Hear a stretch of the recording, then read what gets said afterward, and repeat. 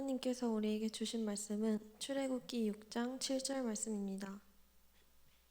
제가 가진 성경책으로는 구약 89쪽에 있습니다. 다 찾으신 줄 알고 함께 봉독하도록 하겠습니다. 너희를 내 백성으로 삼고 나는 너희의 하나님이 되리니 나는 애굽 사람의 무거운 짐 밑에서 너희를 빼는 너희의 하나님 여호와인 줄 너희가 알지라. 아멘. 오늘은 정체성, 하나님이 쓰시는 사람이라는 주제로 이호한 전도사님께서 말씀 전해주시겠습니다.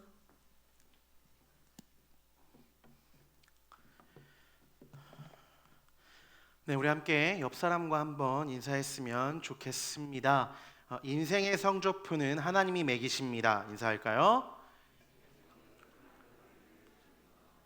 네, 그리고 다시 한 번 더 인사했으면 좋겠습니다. 하나님이 기뻐하시는 예배자가 됩시다. 네, 여러분 어떻게 추석 명절 잘 보내셨나요? 우리 친구들 용돈 많이 받았어요? 용돈을 많이 받지 못했군요. 네, 안타깝네요. 자, 오늘은 여러분 설교를 시작하면서 설교의 핵심 단어를 한번 먼저 오픈하고서 함께 말씀을 나눠봤으면 좋겠습니다.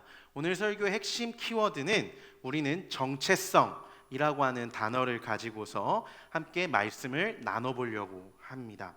여러분들에게 한번 질문을 해보고 싶어요. 여러분들은 현재 어떤 정체성을 가지고 살고 계십니까? 여러분들은 어떤 정체성을 갖고 있나요? 뭐라고요? 남성이요. 네, 나는 남성이라는 성 정체성을 또 갖고 있죠. 또 여러분은 어떤 정체성을 갖고 삽니까? 질문이 어려워요? 여러분들은 그럼 어떤 신분을 가지고 살고 계십니까? 학생이라는 신분으로. 네, 여러분들은 많은 친구들이 스스로 생각하기에 나는 남자고 여자라고 생각할 수도 있지만 동시에 학생이라고 스스로를 아마 규정하고 있을 것 같습니다. 근데 그렇다면 여러분들에게 제가 질문하고 싶은 것은 여러분은 이 학생 또는 남성이라고 하는 단 한 가지의 정체성만으로 규정되는 사람입니까? 그렇지 않습니다. 방금 우리가 인사했던 것처럼요, 우리는 지금 이 자리에 있는 우리의 정체성은요, 학생이기 이전의 예배자입니다. 그러다가 여러분들이 집에 가서 부모님과 함께 있을 땐 어떠한 정체성을 갖게 됩니까? 나는 엄마 아빠의 아들 또는 딸로서의 정체성을 갖게 됩니다. 그러니까 여러분, 그러다가 다시 학교를 가게 되면 학생이 되고 여러분들의 정체성, 그러니까 여러분들의 신분은 계속해서 바뀐다라는 거예요. 아마 우리 PC방을 가본 친구들이 많을 것 같은데, 여러분 일반적으로 게임에는 플레이어인 내가 맡아서 책임져야 할 역할이 존재합니다. 그렇죠? 여러분 롤이라고 하는 게임을 한번 기준으로 설명을 해보고 싶어요. 5명의 플레이어가 5대5 게임을 하는 게 우리 롤이잖아요. 그렇죠? 모르나요? 네, 여러분 5명 대 5대5 게임을 하는 게 이 롤이라는 게임인데, 이 롤이라는 게임에는 각자의 캐릭터마다 역할군들이 있습니다. 그 역할이라는 이런 거예요. 정글러부터 시작해서 탱커, 딜러, 서포터, 힐러와 같은 여러 가지의 포지션에서 그 각자의 역할에 맞는 캐릭터를 할 수 있도록 하는 거죠. 그럼 자, 여러분 한번 상상을 해보도록 하겠습니다. 정말 미안하게 여자친구들은 조금 잘 이해가 안 될 수도 있는데, 만약에 제가 여러분들이랑 함께 PC방에 가서 롤을 한다고 한번 상상해 봅시다. 전도사님은 이제 몸빵을 해야 하는 탱커인 말파이트를 픽했어요. 자, 이 말파이트를 픽했어요. 그럼 일반적으로 우리는 라인이라고 할 때 제일 위쪽에 가서 이 말파이트는 게임을 하잖아요. 근데 제가 탱커면 몸빵, 그러니까 매를 먼저 맞는 역할을 해야 되는데 자꾸 전멸이라는 스킬을 써서 도망가고, 자꾸 뒤에서 깔짝깔짝대고 튀튀하고 라인 다 밀리고 한타 망하고 이렇게 된다고 한번 생각해 봅시다. 어떨 것 같으세요? 뭐라고요? 바로 패드립이라고요? 전도사님인데? 저희가 이렇게 적어놨거든요. 그래도 전도사님이니까 부모님 안부를 물어보거나 욕을 하지는 못하겠지만, 근데 지금 방금 유섭이가 패드립을 한다고 저한테 얘기를 했는데, 물론 패드립을 하진 않겠죠. 그렇지만 속으로는 이렇게 생각할 겁니다. 와, 개트롤이라고 말이죠. 여러분, 그러니까 제 정체성이 전도사님이었는데 여러분들이 함께 게임을 하는 동안 뭐가 되는 거예요? 트롤이 되어버리는 겁니다. 그러니까 말하자면 한순간에 전도사에서 트롤이 될 수 있는 사회, 그것이 우리가 살고 있는 사회라는 겁니다. 그러니까 다시 한번 말하자면요, 여러분, 이 정체성이라고 하는 것은 고정되어 있는 것이 아니라 변하는 것이라는 거예요. 불변하는 것이 아니라는 것입니다. 그러니까 저는 현재 여러분들에게 스승과 같은 존재이면서요, 더불어서 설교자이기도 하고요, 동시에 상담가이자 때로는 목회자로서 살아갑니다.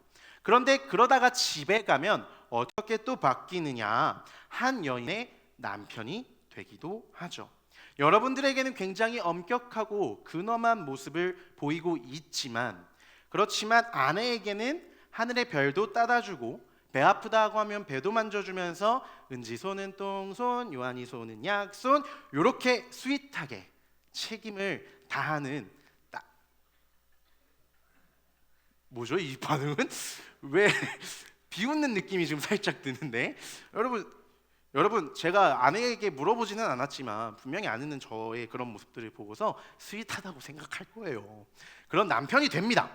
여러분들이 인정하지 않을지 모르지만 니들이 우리들이 사는 거 모르잖아요. 아니 니들이 나랑 아내랑 어떻게 사는지 모르잖아요. 우리 스윗하게 삽니다. 열받네요. 자, 제 아내에게 제가 여러분 프로포즈를 할 때요, 약속한 게 하나 있었습니다. 그 약속이 무엇이었느냐 하면, 나랑 결혼하게 되면 앞으로 수많은 사람들이 너를 사모님이라고 부르게 될 거야. 그러나 나만은 너를 사모가 아니라 여자로 대하려고 노력할게 라고 약속했습니다. 봐봐요, 스윗하잖아요. 스윗하잖아. 얼마나 따뜻합니까? 여러분, 저는 아마도 모르겠어요. 이거는 사실 이 설교가 비공개로 좀 전환됐으면 좋겠는데, 아내한테 물어봐야 하겠지만 전 잘 지키고 있다고 생각합니다. 아내는 앞으로도 계속 저에게 사모님이기 이전에 여자일 거예요. 길게 이야기했는데요, 그러니까 제가 설교의 서두에 말하고 싶은 것은 이것입니다. 여러분, 정체성이라고 하는 것은요, 자립적으로 형성되는 것이 아니라 여러 사회적인 관계성 속에서 형성되어지고 만들어지는 것이라는 겁니다. 여러분, 정체성이라는 것은 뭐라고요? 자립적으로 형성되는 것이 아니라 사회적인 관계 속에서 형성되는 것이라는 겁니다. 다시 말하자면 타자와의 관계를 통하여서만 생기는 것이 나의 정체성이라는 것입니다. 여러분, 고전의 명저, 고전적인 아주 유명한 책 중에 이히 und du라고 하는 책이 있습니다. 나와 너라고 번역된 책인데요, 이 마틴 부버라고 하는 사람에 의해서 집필된 책은 관계를 규정하는 글을 담고 있습니다. 근데 이 사람이 관계를 설명할 때 이렇게 설명해요. 나는 관계밖에 홀로 존재할 수 없다. 나란 존재는 근원어, 나, 너, 혹은 나 그것의 두 관계 속에서만 존재할 수 있다. 어렵게 들리겠지만 풀어 설명하면 이런 것입니다. 요한이라는 존재는 제가 너라고 부를 수 있는 여러분들을 통해서만 내가 규정될 수 있는 존재라는 거예요. 자, 그렇기에 나라는 존재의 의미는 오직 타인을 통해서만 유의미하다고 할 수 있습니다. 그러니까 말하자면 제가 여기에 여러분들 앞에 설교자로 있는데 이 자리에 아무도 없다고 한다면 나는 설교자로서의 정체성을 갖는 것에 흔들림이 있을 거 아닙니까? 그러니까 나라는 존재의 정체성은 내 옆에 있는 타자, 내 옆에 있는 너라고 불릴 수 있는 사람을 통해서만 이해될 수 있다라는 거예요. 그러니까요, 자 봅시다. 제가 아까 여러분들과 함께 인사할 때 우리는 하나님이 기뻐하시는 예배자가 됩시다라고 인사했는데 우리가 예배자라는 정체성을 갖고 있다고 말할 수 있는 것, 그렇게 알게 하는 것은요, 오직 나의 옆에서 예배하고 있는 친구들을 통해서만 가능한 것입니다. 그러니까 내 옆에 예배하고 있는 친구들이 없다면 나는 내가 예배자라는 것에 대한 확신을 갖기 힘들 거예요. 그리고 더 나아가서는 우리를 이 자리에서 함께 예배하게 만드신 하나님이 계셨기 때문에 우리는 우리 스스로 신앙인이라고, 예배자라고 정체성을 말할 수 있다는 것입니다.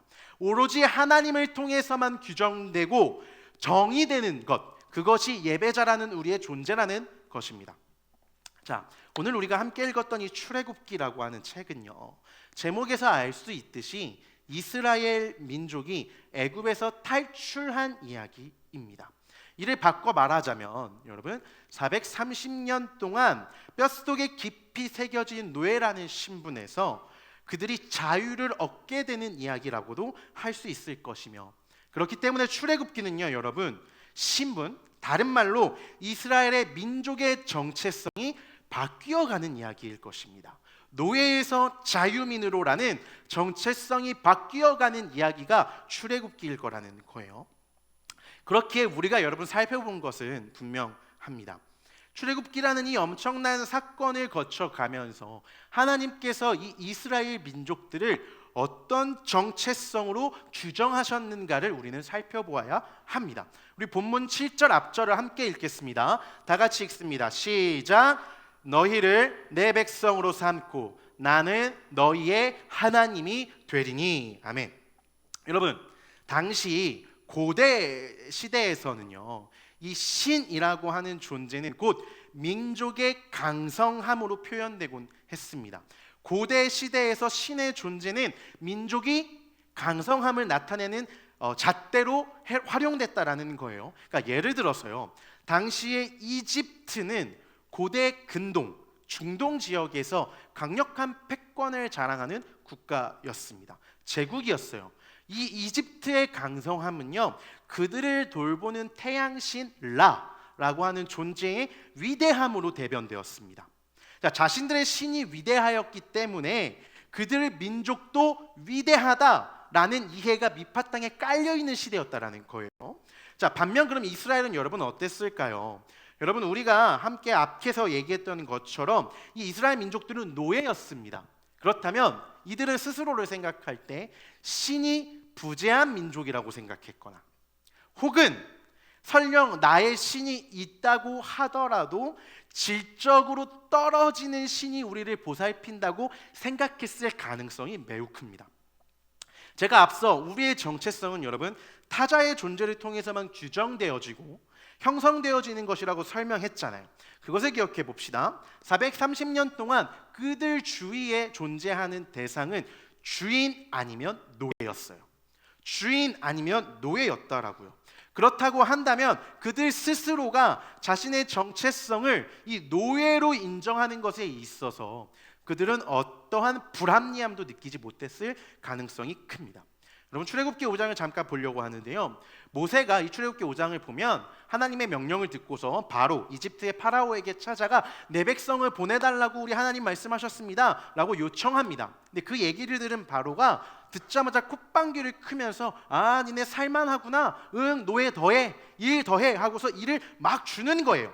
이로 인해서 이스라엘 민족들이 분노하게 됩니다. 근데 재밌는 것은요, 여러분, 이들이 분노를 표출하는 대상이 상당히 엉뚱하다라는 거예요. 무슨 말이냐? 우리 출애굽기 5장 20절을 다시 한 번 더 함께 읽겠습니다. 다 같이 읽습니다. 시작. 너희가 우리를 바로의 눈과 그의 신하의 눈에 미운 것이 되게 하고 그들의 손에 칼을 주어 우리를 죽이게 하는도다. 아멘.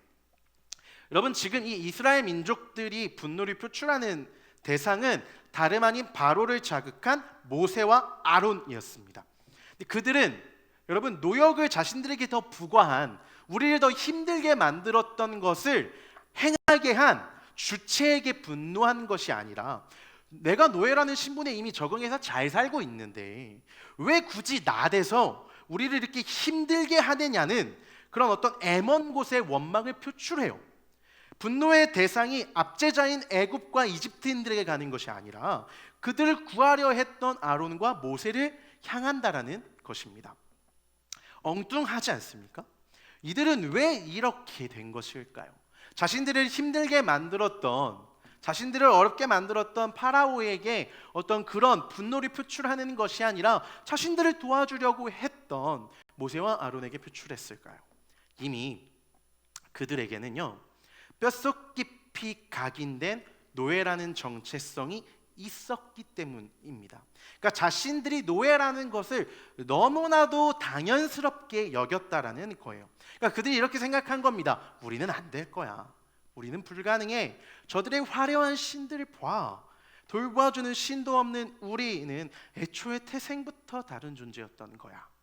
이런 패배주의에 휩싸인 존재들이 바로 이 이스라엘 민족들이었다라는 것입니다.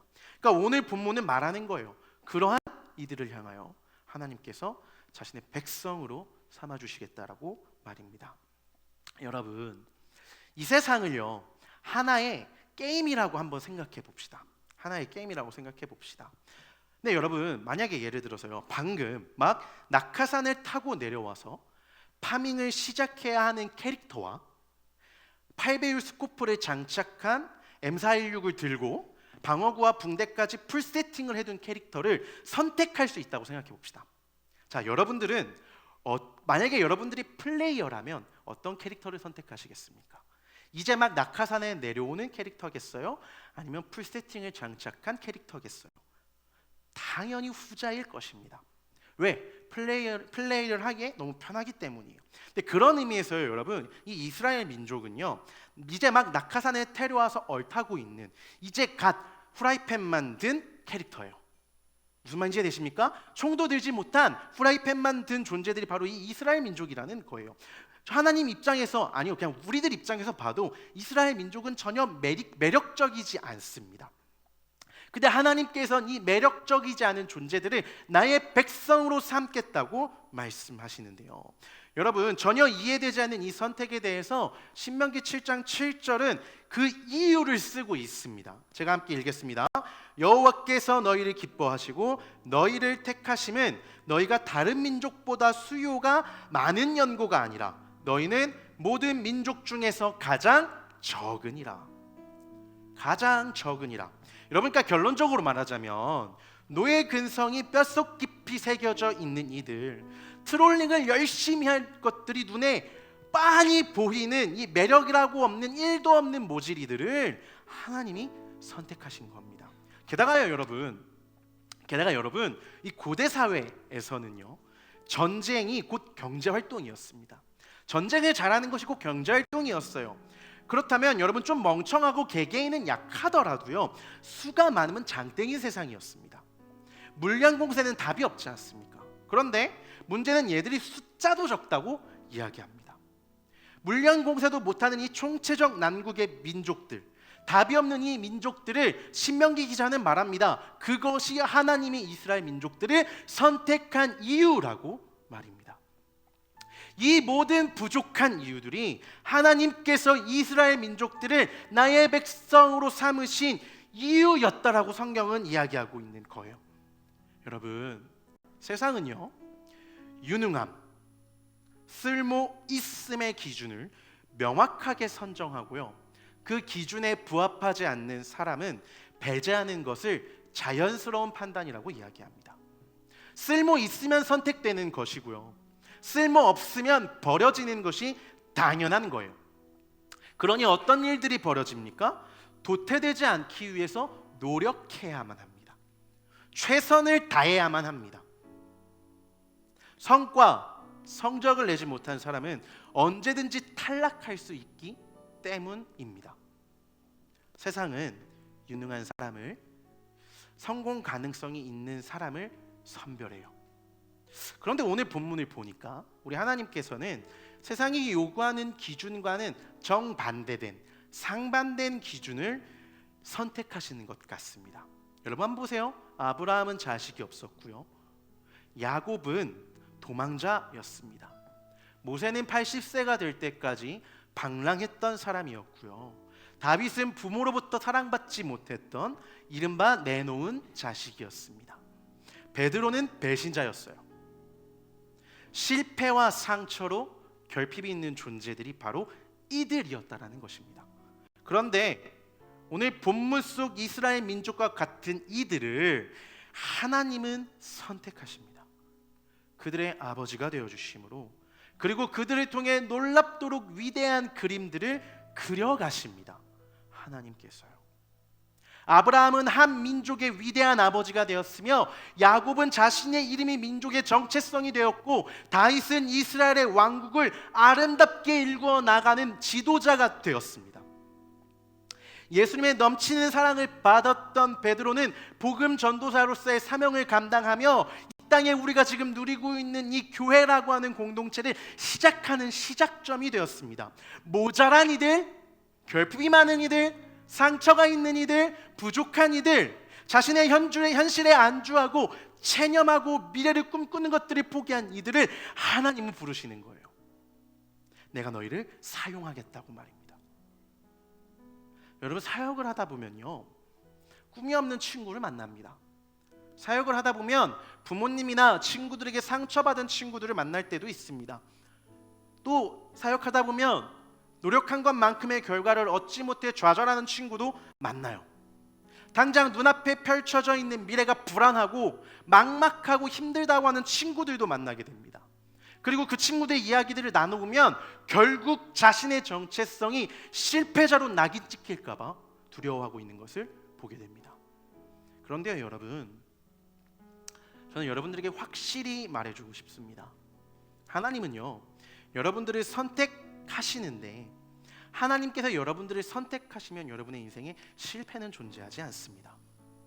우리의 정체성은 하나님으로 말미암아 그의 백성이자 자녀인 것이며 하나님은 우리의 아버지가 되어주시기 때문에 내가 지금 무엇을 하고 있고 내가 어디에 있고 어떤 순간에 있든지 내 자격이 어떤지 내가 지금 영어 몇 점을 받았고 몇 등급을 받았고와 상관없이 하나님이 여러분들을 선택하시면 그 인생의 실패는 존재하지 않습니다. 여러분, 예수님께서요, 예루살렘을 입성하실 때 타고 간 짐승이 무엇인 줄 아십니까? 나귀였습니다. 보잘것없는 짐승이었어요. 왕의 행차로서 형상되어지는 그 예루살렘의 입성에서 사용될 짐승으로 나귀는 적절하지 않았습니다. 그런데 그 짐승이 사용되었습니다. 사용된 이유는 간단합니다. 우리 주님께서 이렇게 말씀하셨거든요. 주가 쓰시겠다 하라. 그 나귀는 주님으로 인해 예수님이 쓰시는 나귀가 되었던 것입니다. 우리의 보잘것없음, 우리의 결핍, 우리의 연약함, 나약함, 부족함, 실수, 실패 있을 수 있습니다.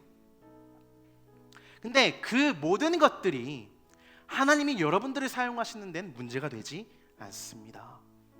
오히려 하나님은 우리를 통해 일하시길 원하시고요. 오히려 하나님은 내가 결핍되고 조금 모자라고 보잘것없는 그 모습들을 통하여 일하시기를 원하시는 분입니다. 여러분, 우리 하나님께서 여러분의 연약함을 자랑하시기를 원하십니다. 우리의 보잘것없음으로 인해 하나님께서 사랑이심을 드러내기를 원하세요. 사랑하는 고등부 친구들 여러분, 우리는 하나님이 사용하시는 존재들입니다. 믿으십니까? 여러분, 우리 하나님이 사용하시는 존재들입니다. 아멘. 하나님은 여러분들의 그 연약한, 구멍난, 상처난 마음들을 통하여 일하시기를 원하십니다. 아멘. 여러분, 우리는 그분으로 인해 새로워지며 그분으로 인해 결코 실패작이 될 수 없습니다.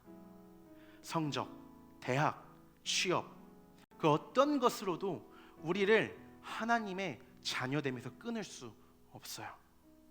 하나님께서는 먼저 우리에게 찾아오셔서 너희의 아버지가 되어주겠다고, 너희의 하나님이 되어주겠다고, 넌 나의 백성이 되면 된다고 말씀하고 계십니다. 그러므로 우리 함께 노래할 때에 여러분, 우리의 결핍을 만지시고 사용하실 분, 그 아버지 되신 하나님께 여러분들이 가지고 있는 여러 가지 고민거리들, 속상함들 다 내어놓고 저 문 밖을 나가시기를 바래요. 우리 시간 함께 찬양하며 나아갈 때에 아바 아버지, 아바 아버지, 그렇게 아버지의 이름을 불러가면서 함께 노래하며 나아가기를 소망합니다. 아바 아버지, 아바 아버지, 아바 아버지, 나를 안으시고 바라보시는 아바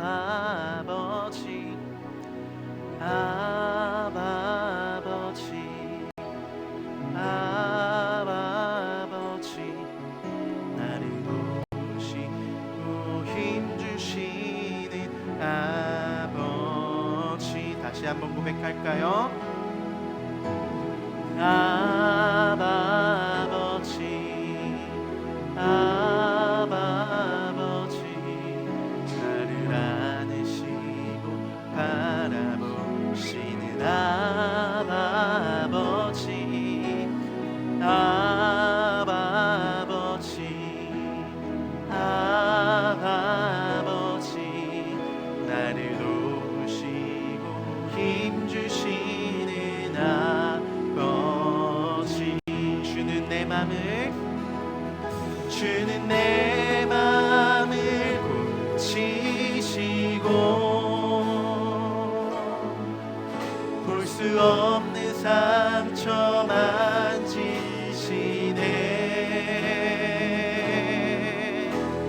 나를 아시고 나를 이해하시네. 내 영혼 새롭게 세우시네.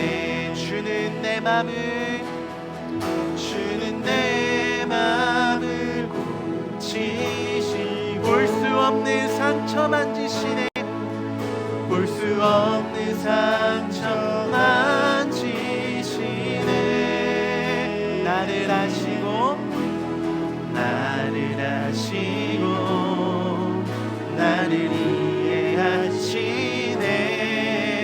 내 영혼 새롭게 우리 마지막으로 고백합니다. 주는 내 맘을, 주는 내 맘을 고치시고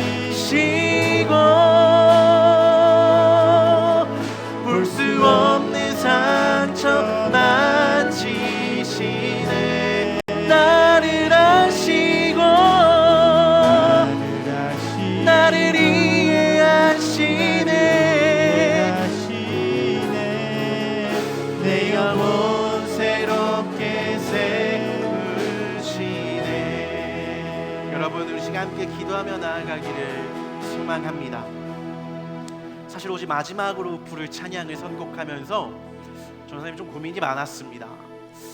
옛날과 다르게 우리가 뉴스를 통해서도 알지만 자녀 같지 않은 자녀가 존재하고 부모 같지 않은 부모가 우리의 세상에 존재하기 때문입니다. 그래서 아버지의 사랑이라는 것을 이야기할 때에 아버지는 이런 분이야 라고 이야기하는 것이 사실 조금 조심스러웠습니다. 왜냐하면 분명 우리 중에는 부모님으로부터 받은 상처로 멍울진 친구들도 있을 테니까요. 그런데요 여러분, 사람이 채워줄 수 없는 그 아픔, 사람이 해결해 줄 수 없는 결핍, 그 결핍들을 하나님께서는 채워주십니다. 인격적이지 못한 부모에게서도 하나님께서는 우리의 인격적인 아버지가 되어주시기 때문입니다. 여러분, 그렇게 이 시간 함께 기도하며 나아갈 때에 우리가 그동안 경험해보지 못했던 사랑을 베풀어 주실 우리 아버지, 사랑을 베풀어 주실 나의 부모 되신 하나님께 기도하며 나아가기를 소망합니다. 내 상황이 조금 어렵고 내 상황이 조금 실패한 것 같고 지금 내 현실이 막막하고 힘들더라도 하나님께 기도할 때 아버지 하나님, 나를 도와주십시오.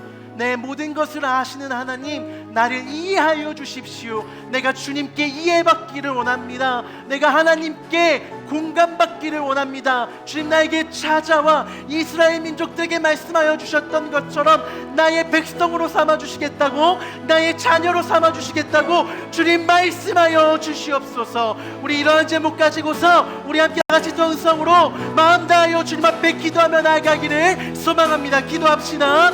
사랑과 은혜가 충만하신 아버지 하나님, 감사합니다. 하나님, 오늘 이 시간 가운데에 우리의 연약함을 아시는 주님, 나의 부족함을 아시는 주님, 아버지 하나님, 내가 상처받고 아파하고 있는 그 멍울진 인간들을 아시는 주님, 오늘 이 시간 우리의 따뜻한 고등부에 예배하고 있는 귀한 친구들에게 찾아가 위로하여 주시고 안위하여 주시며 만져 주옵소서. 하나님, 저들을 찾아가 위로하여 주시고 회복하여 주시며 깨끗하게 하여 주시기를 간절히 소망하며 나아갑니다. 오 주님께서 오늘 보시고 인도하여 주시는 놀라운 은혜를 경험하는 우리 귀한 모든 친구들, 오늘 예배 자리에서 하나님께 모든 것들을 토로하고 나아가는 귀한 친구들 되어질 수 있도록 주여 역사하여 주시고 인도하여 주시기를 간절히 간구하며 나아갑니다. 나를 찾아가 위로하시는 아버지를 경험하며 나아가는 우리들 한 사람 한 사람이 되어질 수 있도록 주여 역사하여 주시옵소서.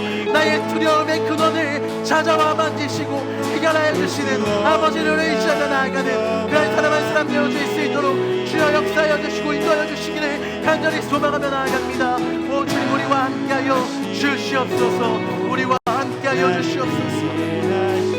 주님께서 쓰시는 사람, 주님께서 사용하시는 사람, 그런 사람 우리가 되어질 수 있도록 주님 인도하여 주시옵소서. 하나님, 우리는 세상 속에서 살아갈 때에 세상이 말하는 완벽이라는 기준에 우리 스스로를 맞추기 어려운 존재들임을 고백합니다. 나의 부족함, 나의 모자람, 내가 가지고 있는 여러 가지의 상처투성이의 마음들 때문에 혹시라도 내가 세상에서 도태될까, 혹시라도 내가 탈락할까, 내가 누군가의 기대에 부응하지 못할까봐 두렵고 떨리고 막막할 때가 있음을 고백합니다. 하나님, 그러나 우리가 세상이 말하는 기준과 시선으로 인해 좌절하지 않을 수 있는 믿음을 허락하여 주옵소서. 왜냐하면 하나님께서는 세상이 말하는 기준과 잣대로 우리를 사용하시지 않기 때문입니다. 오늘 이 말씀을 통하여 하나님 우리에게 말씀하시듯 내가 주님께 쓰임받기를 원합니다. 내가 주님께 사용받기를 원합니다. 내가 정말 보잘것없는 나귀일지 모르지만 하나님께서 나를 사용하시겠다 하시면 쓰임받을 수 있다오니 주님, 오늘 이 시간 나에게 내가 너를 사용하겠다 말씀하여 주옵소서. 우리의 아버지 되시는, 나의 깊은 상처를 돌보시는 아버지께서 그 놀라운 은혜로 말미암아 우리를 통하여 일하실 일들을 기대하는 우리 고등부 친구들 한 사람 한 사람이 되게 하여 주옵소서.